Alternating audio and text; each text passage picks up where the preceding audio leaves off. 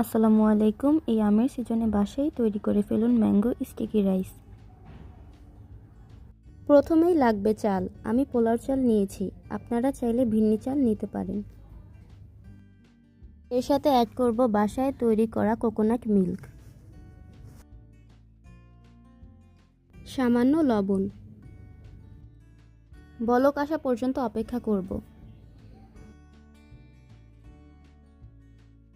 80% সিদ্ধ হওয়ার পর একদম লো আঁচে 30 মিনিট ঢাকনা দিয়ে রেখে দিব।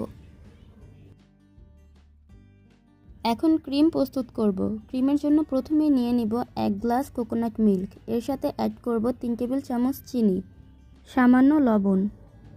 এখন দিয়ে দিব গুলিয়ে রাখা কর্নফ্লাওয়ার।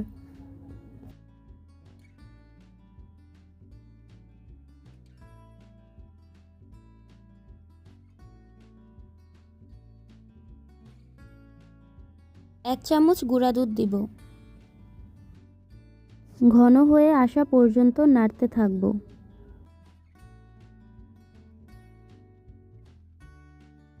প্রস্তুত হয়ে গেছে ক্রিম। এখন পরিবেশন করব।